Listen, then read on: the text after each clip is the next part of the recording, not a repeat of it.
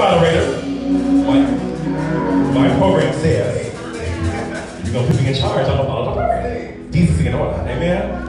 Amen. We know that the Lord made a way. Hallelujah. We're excited that He made a way. Come on, I'm going to invite everybody to stand to their feet and worship with us tonight. Amen. Amen. Worship is a corporate thing. Amen. We praise and worship God intimately in our homes and in our jobs. Amen. But when we come together as a church, that's the purpose. Amen. To worship together. Amen. Hallelujah. Worship looks good on us together. Hallelujah.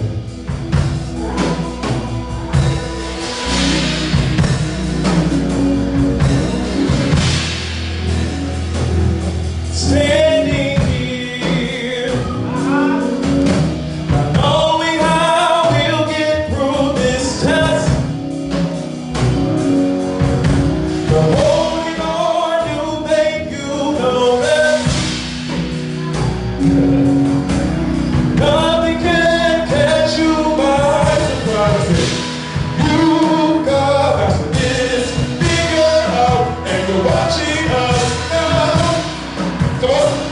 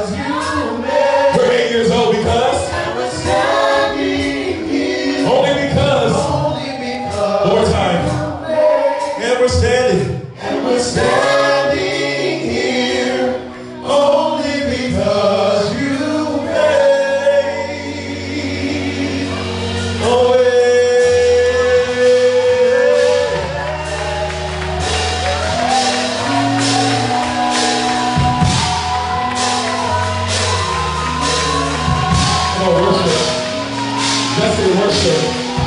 Come on, he revels in your worship. He revels in your worship.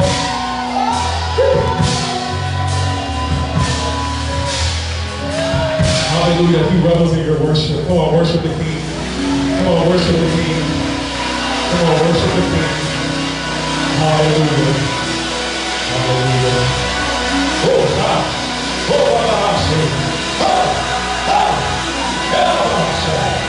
you move mountains. You walk through walls with your power. Perform miracles. There is nothing that's impossible. And we're standing here only because you made. You move mountains. You walk through walls with your power. You perform miracles. There is nothing that's impossible. And we're standing here only because you made. And I'm standing here only because he made a way. He made my way.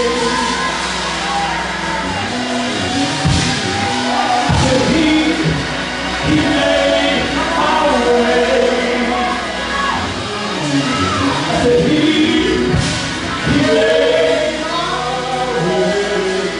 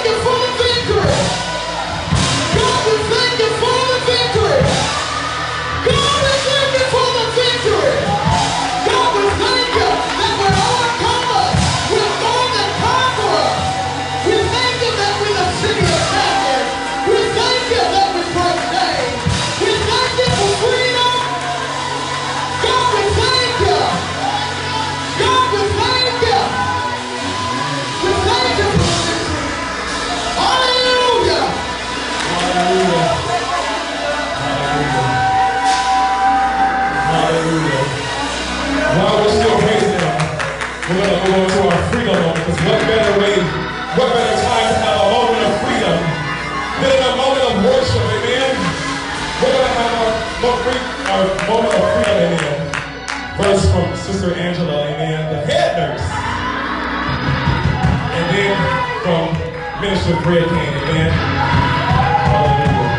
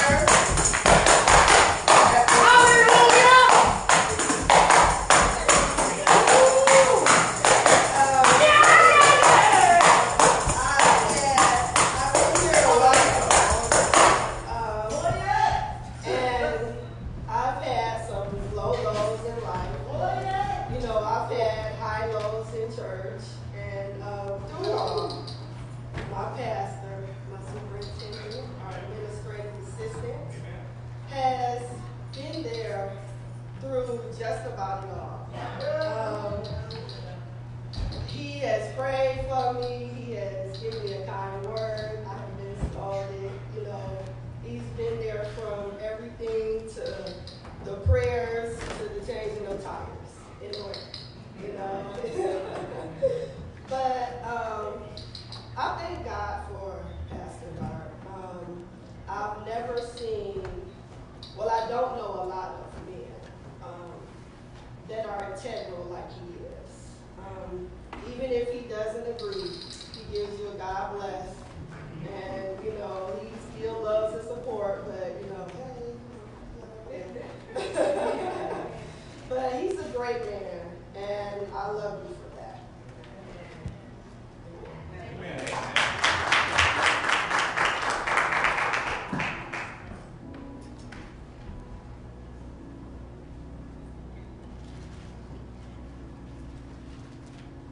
There's so much that I can say about my leader,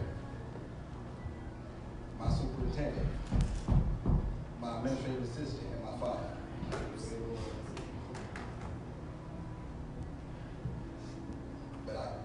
But one thing that comes to mind, integrity.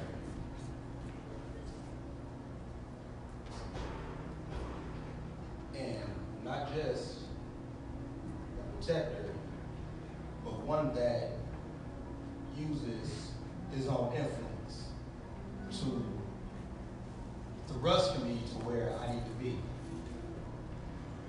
Because I was out of school for about 2 years, and I didn't know what to do.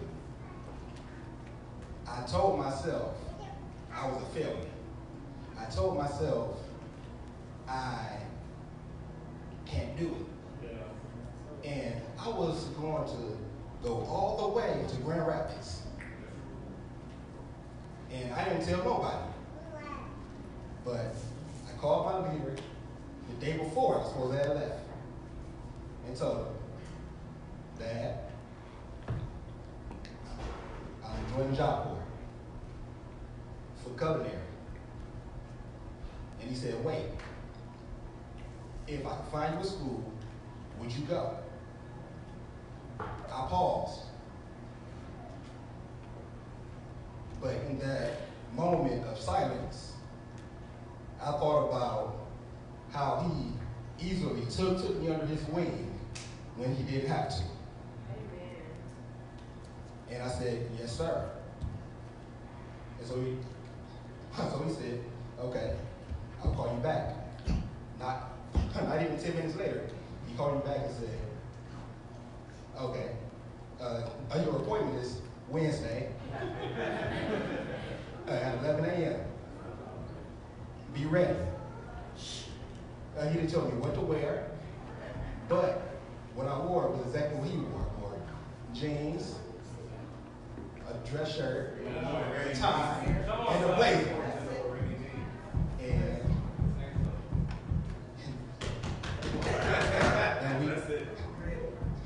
And we get out to Roseville, Gratiot 13 mile, right next to J.C. Penney. There's this school called Dorsey. And we had this meeting. And they literally coached me on what to say, how to say it. And guess what? I graduated in 1 year.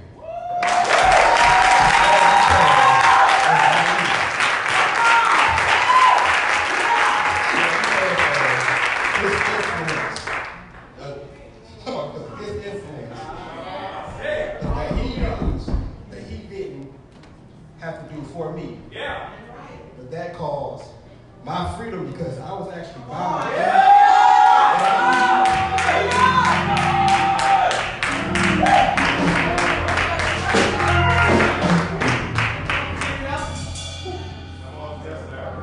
Actually caused my freedom in my mind because I told myself I couldn't do it.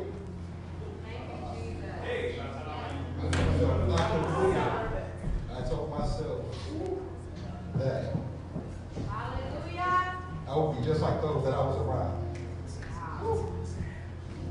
But because of my leader, my superintendent, my administrative assistant, my father, he taught me the test of a man.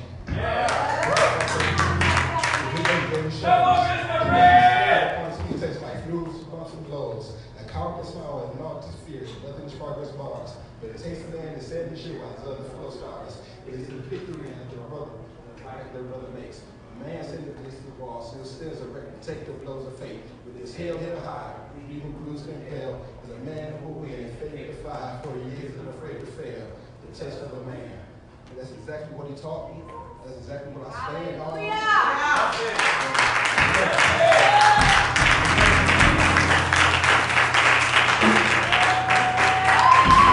Come on, give him a hand, y'all. Come on, give him a hand, y'all. Come on, because if it was you, you would want somebody to celebrate you too. Come on, yeah. Hallelujah. Amen. Now it's time to hear from the angel of this house. Amen. Come on, let's hear greetings from our very own, the pastor, the founder, the superintendent, the administrative assistant.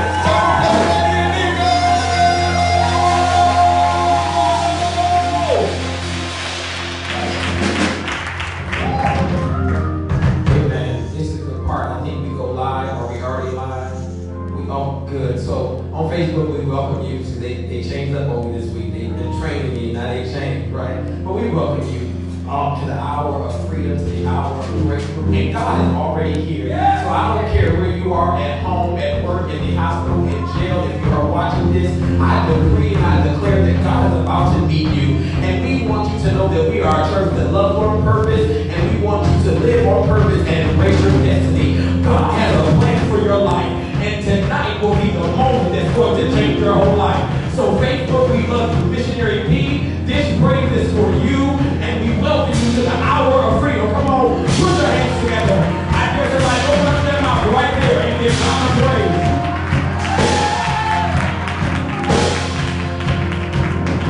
Well, maybe see it. If somebody wants to sleep, they will go to church. For Jesus.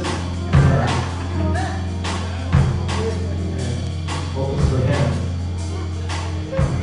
I feel a focus for him. But I thank God for and I'm not going to stand long because we have a great speaker. Yes. And I'm excited. God has visited us so far every week. Yeah. Every week. And I just believe that what God is about to do tonight is about to blow our minds. So we have no stranger. He is not extended family. They are family. Yeah. They are just located in another city, but they really are us. And I'll never forget when we first encountered each other on Facebook, and I kept watching his ministry videos, and I kept saying, "There's a BCOM in Atlanta."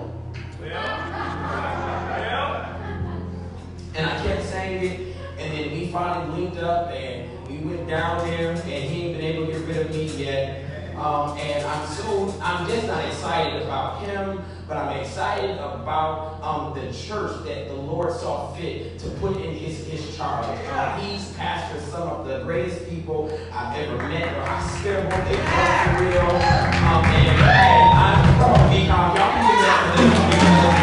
BCOM, y'all can stand your feet and give it up for the city champions. They are some of the nicest people. But the Lord didn't stop there. He did not stop there and just give him some hope that would just help and build the ministry. But he even had a greater plan. And he sent his wife, my sister, who is the one, y'all can give her up for her Marsha. She prays for him. She stands in the gap for him. She is with him when we can't be with him. And so I just honor God for the anointing on his life. I honor God for the fragrance that's in his life. I honor God for the people that serve with him. I just honor God for these people of God, right? And so tonight, he's back in here good, because I didn't see him. The flower was blocking my way, and I was doing what preacher do. I was making time. But tonight, I want him to have full reign. If you don't know anything about culture history, go research a pastor by the name of Superintendent Nathan Simmons. So watch Pastor Marshall tonight, and then go home and YouTube Nathan Simmons, and then say, Pastor, I see what you was talking about, right? But I really do. I love him. When they asked me to be in their wedding, It wasn't even oh, let me see. I said, give me the dates, tell me what I need to wear. And I said, I'm coming. And because I wanted to make sure that they had whatever they needed, I didn't want to fly, so I decided to drive. And the wedding was Father's Day weekend, and me and my son, we left early on Friday. We got on the road about 5-something in the morning, if not sooner. And we drove all the way to Atlanta, just me and him in the Buick, and we laughing and talking. And I'm yelling at him, and we laughing and talking. And so I'm yelling at him some more, and we laughing. He be speeding sometimes to Ohio, right? And so we just laughing and talking. And we got to Atlanta, and I said, all right, son, we're going to go meet up with the marshals. He said, no, sir, you are. I said, excuse me? He said, Dad, you're here for your brother. I just came to make sure you were okay. If I was a weekend, I didn't want you to be by yourself. So I'll stay at the hotel. You go have fun. He said, you don't have a curfew. You do know that, right? I said, now wait, are you sitting? What's up? What you doing? You know? But he said, you don't have a curfew, Dad, so enjoy yourself. And he said, honestly, Dad, if it were anybody else, I'll be on your heels everywhere you're about to go today. You're right about it. He said, but because it's my uncle, Jonathan Marshall, he said, I know he gonna do nothing stupid. And that said a lot to me. Okay, y'all know that. Because my people are picky about who they let me go and hang out with. Hello. And the fact that when I'm with Pastor Marshall, they ain't got to worry about what's happening and what we're doing. So I just thank God. So be calm. I put a demand on the anointing the rest of his life tonight.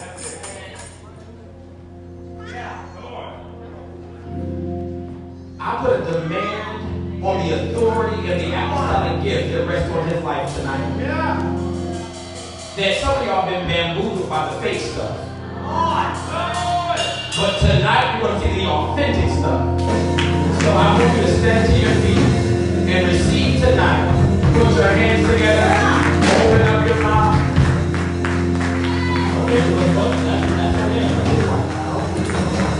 Amen. They said the white don't sing, but that's your wife. You go. Put your hands together, right on the Pastor Jonathan Marshall.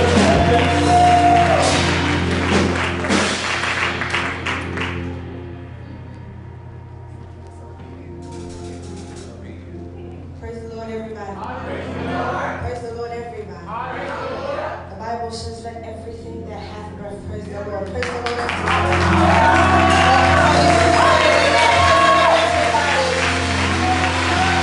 And the sound of victory arise in this place. We bless the Lord. We're so excited to be here. Pastor Gardner said some amazing things, and the thing about it is we feel the exact same way. We love him and we appreciate him, and we appreciate you guys for having us. We're so glad to celebrate with you. Amen. Celebrate you. Celebrate what God is doing. And the song that I'm going to sing was requested, but I think it's so poignant.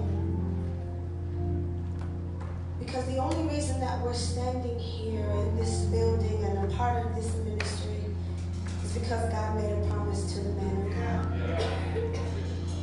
And so I believe this is free. And so I hope it ministers to you. Amen. You may be seated. Hallelujah.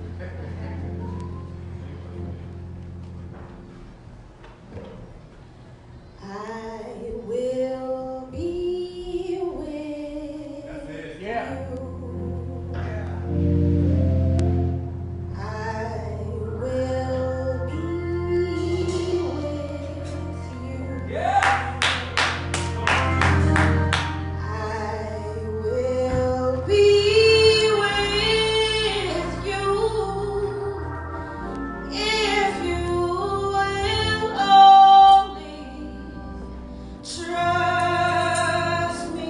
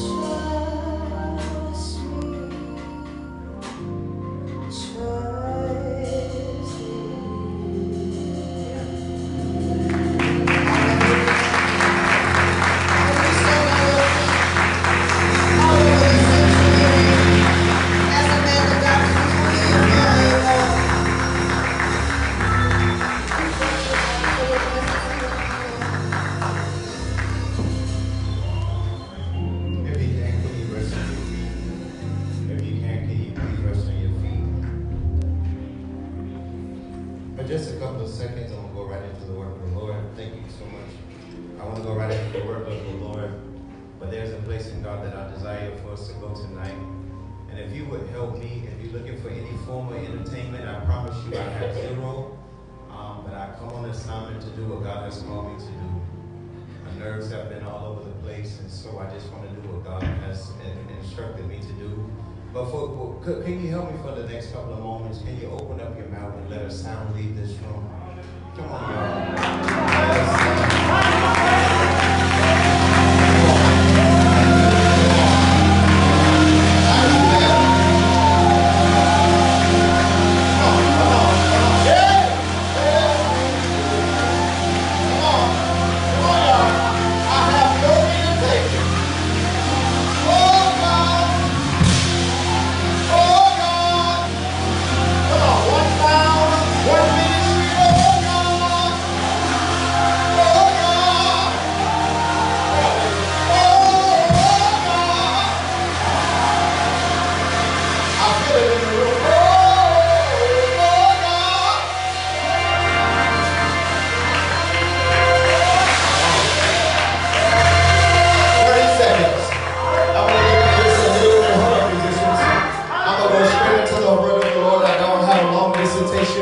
But I feel like the heavens are going to open up in this room tonight.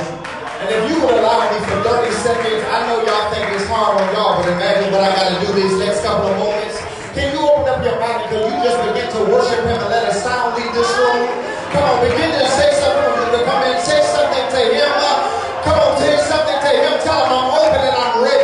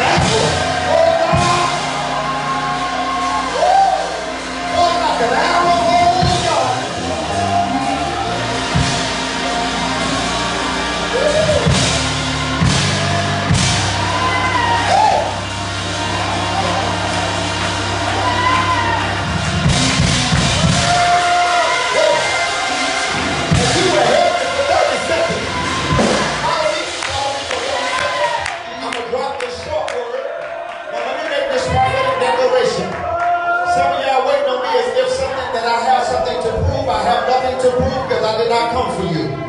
But I'm telling you, if you will get on one accord, I promise you something's going to happen in this room tonight. I feel it now. I feel it. I feel it. I feel it. I feel it. I feel it. I feel it. I feel it. Come on, y'all. Oh, God. Y'all almost there.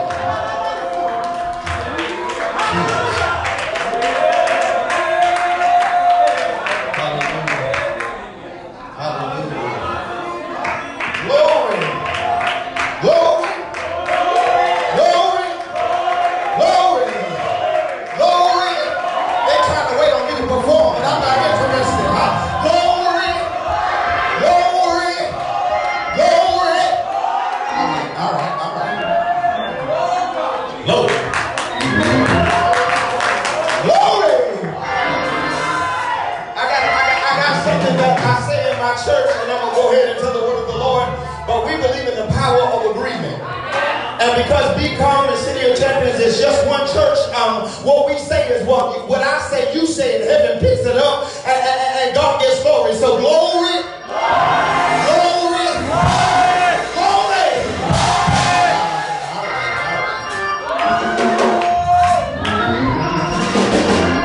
All right, go to Genesis, the 32nd chapter. For y'all who wondering what I come to do, if you came for entertainment, that's not my assignment tonight. I feel the anointing of the refreshing in here tonight. And as many of you that needs to be refreshed, and I asked God, I said, God, when I go, give me a different kind of anointing. And so that's what I came with tonight. We honor the Lord for my brother and my friend superintendent, administrative assistant, all day, and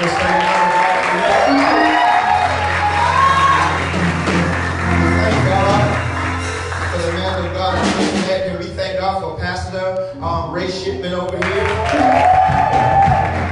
We thank God for Anita, Supervisor Anita. Let's thank God for her church.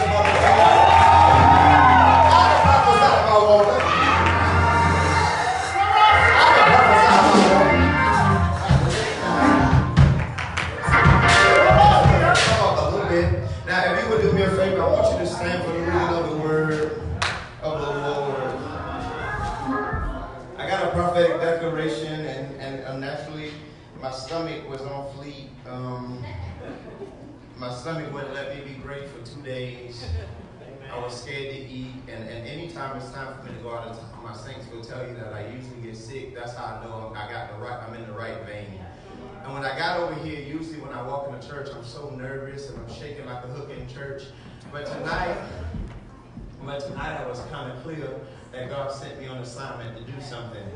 And so I don't come with entertainment tonight, but I came with a word from the Lord, and I promise you, if you will open up your spirit tonight, we're going somewhere. Amen? Amen. Get your Bibles and go to Genesis 32. Pastor Shipman, Pastor Dart, I'll say that at the end, but I want to get right into the word of the Lord. Father, I thank you for your presence and most of it for your power. Father, I pray, God, that you move time out of the way, and I pray, God, that you would speak, and I pray, God, that you would speak clearly. Father, I pray, God, that you would wear me like a garment. I pray, God, that you would talk through my mouth and speak through my, and God, that you would talk through my mouth, and that you would hear through my ears, and that you would touch through my hands. Father, I cannot do this assignment without you. And so, God, this is not for show, this is not for personality, but this is so you can be glorified. So have your way tonight. God, open up a prophetic portal in this room. God, that I will speak in mysteries. Father, I pray, oh God, if you would be so kind that you would take us somewhere. And Father, not for entertainment or not for emotionalism, but so we can say we've been in your presence. So have your way in the name of Jesus. Thank you. You got it, God. So have your way in the name of Jesus. We thank you for what you're going to do, and we thank you that you're soon to do it. In Jesus' name, amen. In Genesis 32, stand if you can, if you're not handicapped or something's wrong with you. Genesis 32, and we're going to read at verse 11. And then I'm going to skip down. Deliver me, I pray thee, from the hand of my brother, and from the hand of Esau, for I fear him, lest he will come and smite me, and the mother with the children. Verse number 24. And Jacob was left alone, and there wrestled with him a man until the breaking of day. And when he saw that he prevailed not against him, he touched the hollow of Jacob's thigh, and the hollow of Jacob's thigh was out of joint as he wrestled with him. And he said, let me go, for the day breaketh. And he said, I will not let thee go unless thou bless me. And he said unto him, what is thy name? And he says, Jacob. And when he said this, he says, thy name shall no longer be called Jacob, but Israel. For as a prince thou hast power with God and with men, and thou hast prevailed.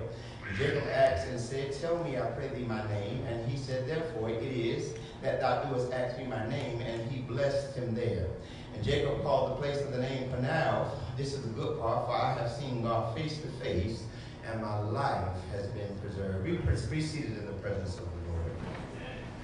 Be seated in the presence of the Lord. I kind of wrestled with some titles. The first one that I kind of wrestled with, it was called "He Crippled Me So He Could Crown Me."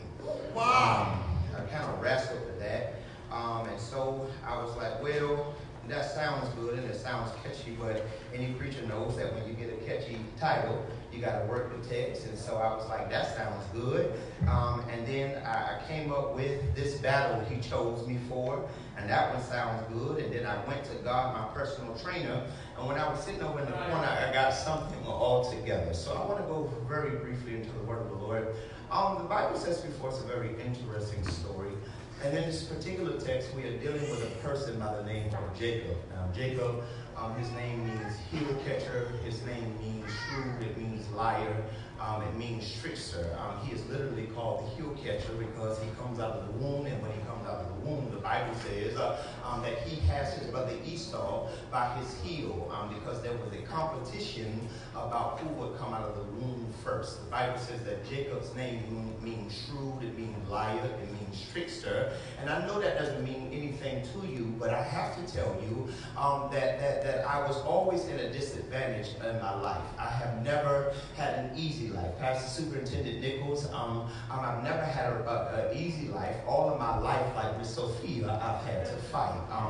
All of my life, I know you came with silver spoons in your mouth, and I know you came into the terra firma, and you always were certain about everything, but I went through everything, including identity crisis. I didn't know who I was, and I didn't know whose I was.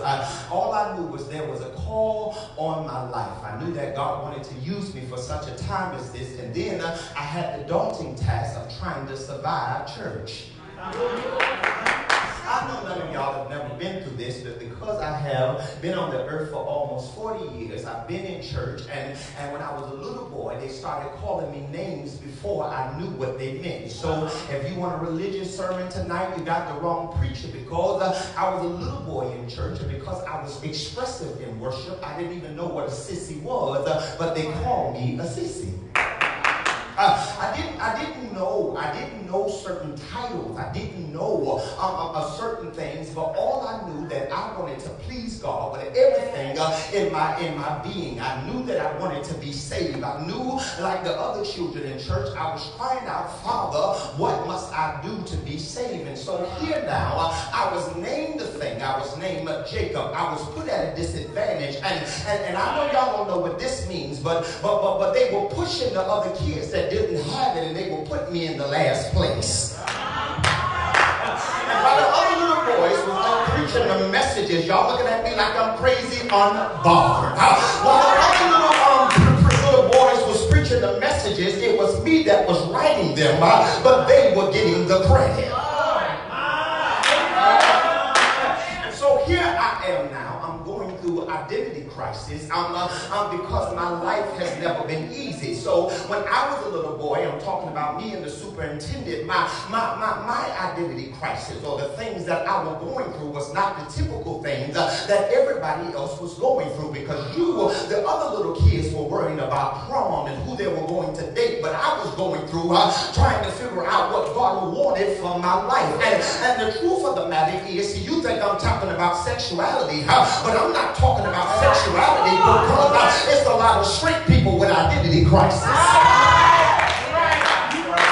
so now here I am in church shouting and speaking in tongues, because I know that there is something different about my life. I know that God has called me for such a time as this, and so I'm shifting. Nobody would back me. Nobody would push me. Nobody would help me. And I was having dreams, and I knew God was speaking to me, but when I went to the elders, because I didn't meet the status quo, or because I did not have the look, nobody wanted to be bothered with me.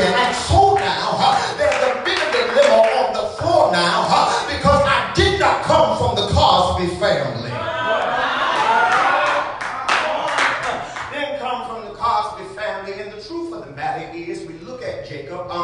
Jacob now was the son of Isaac, and I don't know his mama name, but the Bible says he comes from a family, and the Bible says there has to be some dysfunction in this family, because the Bible says that the mother helps the brother, tricks the other brother out of the birthright.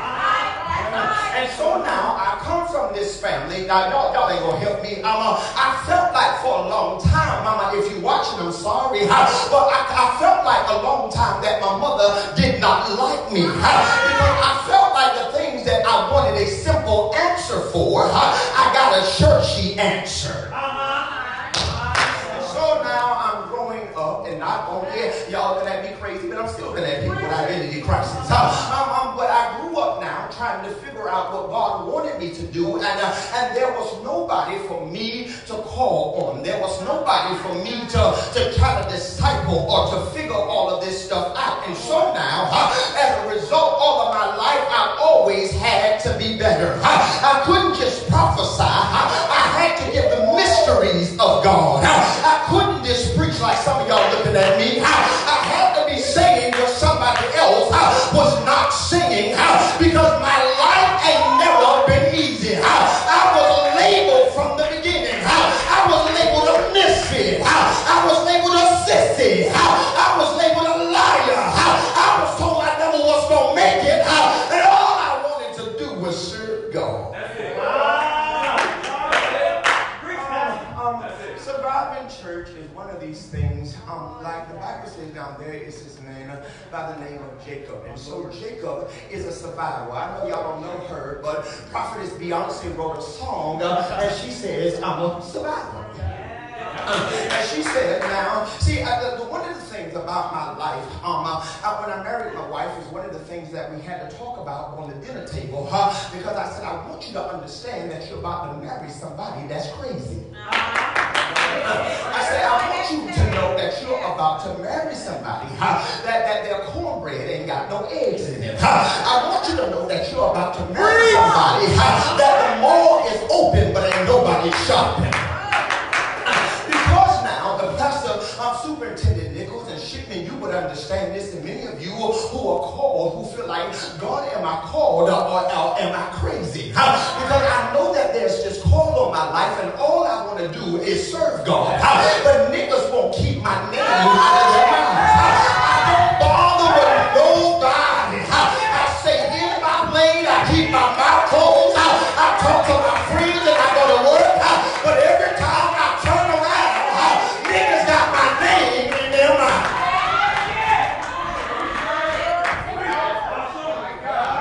I explained to her, I said, you are dealing with somebody who is very intelligent, but I am crazy, because I've had to have a PhD in going on with my life.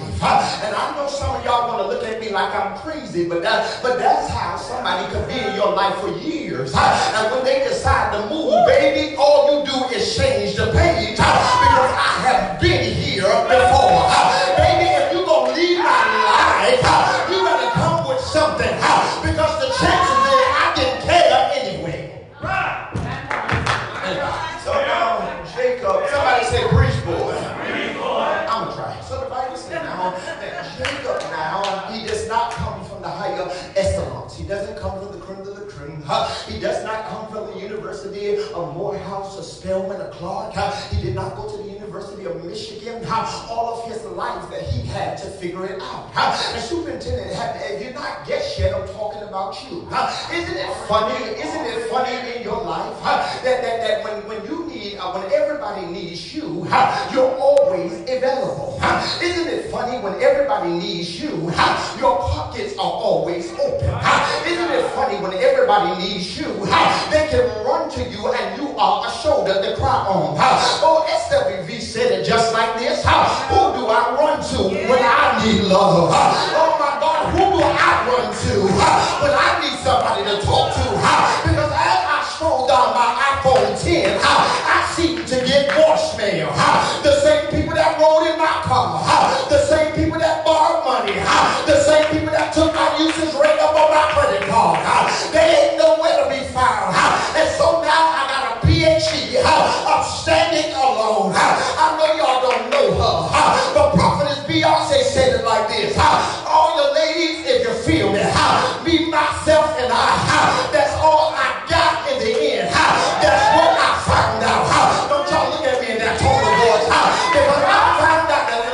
myself and that's all I got. And Jacob said, I don't come from money. I come from dysfunction. And I learned all I got. Somebody say, yeah.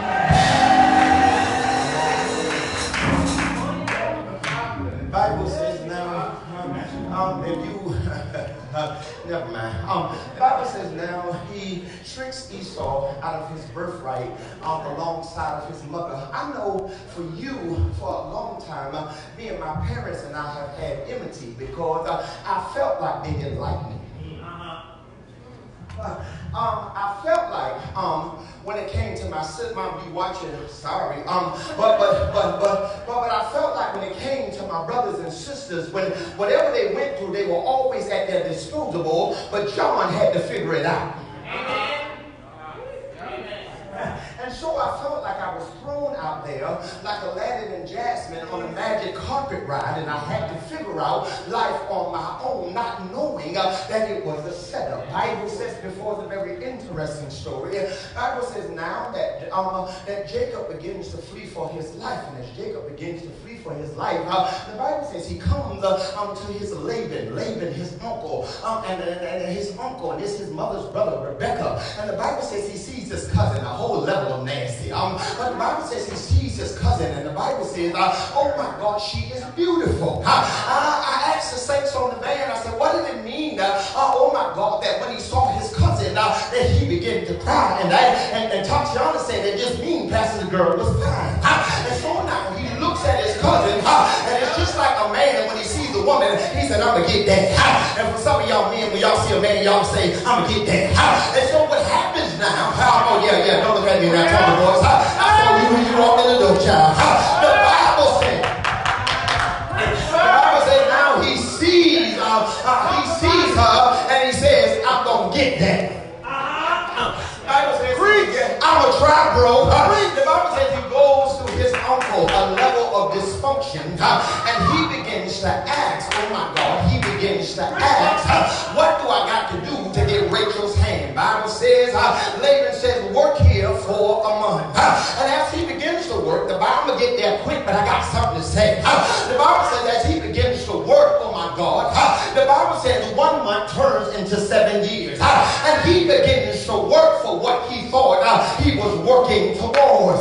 But the Bible says that Laban now had another daughter by the name of Leah, and the scripture says that eye was a little lazy. I don't know if the eye was lazy. I don't know if it was cockeyed, but I know he won't hook. And the Bible says now. The Bible says now. Calm down, Marshall. The Bible says now he begins to work.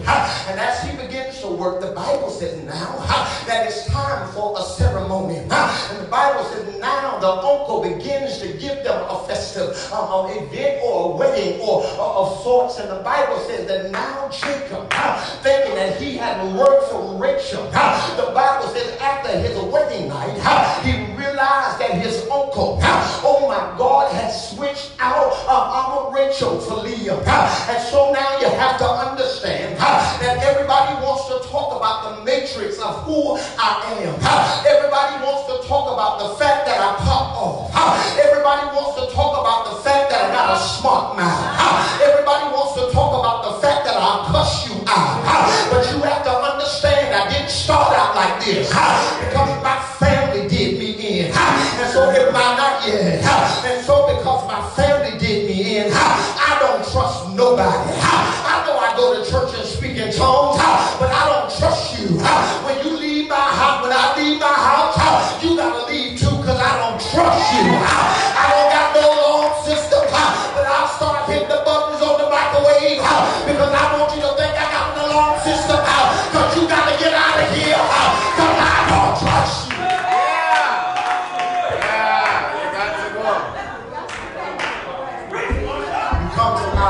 My wallet is going under my bed. Tell your neighbor, say, I don't trust you.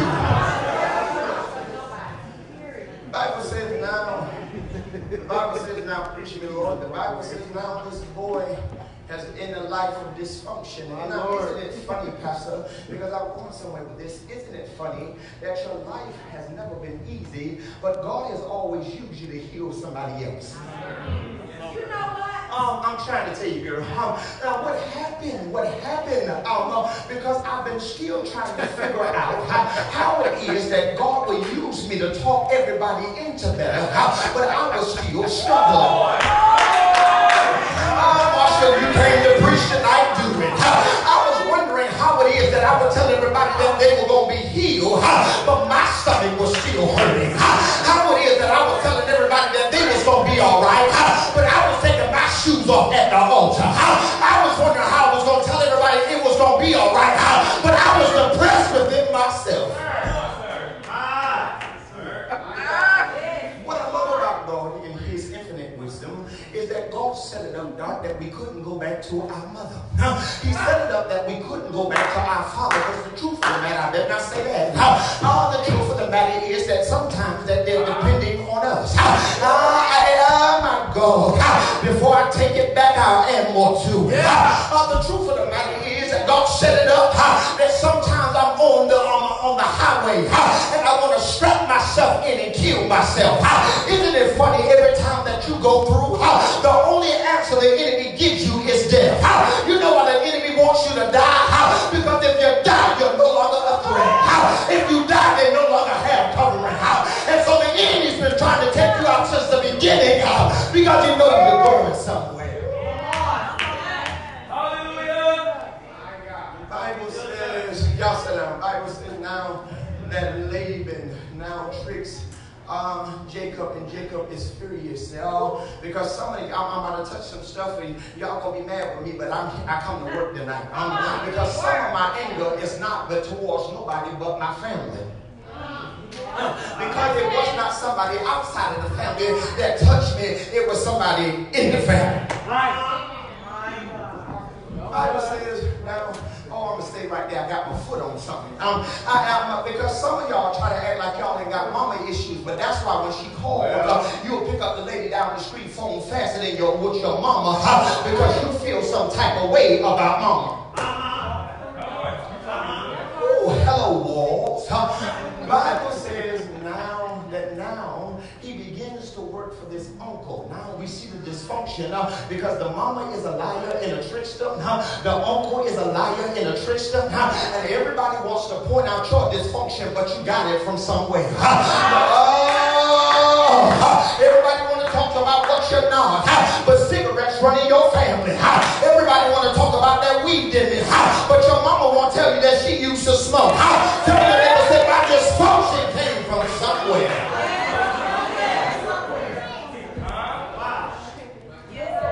Bible says for 7 more years, Shipman, pastor, he works for a girl. And as he works for a girl, the Bible says there's another dilemma here now because Leah is thrown in the situation. Now, Leah is thrown in the situation because she's in love with somebody that don't love her. Oh my God. And I come for that self-esteem spirit tonight. I'm fine and I know I'm fine, but there were days that I felt like I was all alone. And I felt like that there was nobody that loved me. Y'all better get off here because I can see real good. And I felt like that there was nobody that got me. And so I stayed on some applications because if I got sex, it made me feel better about myself. I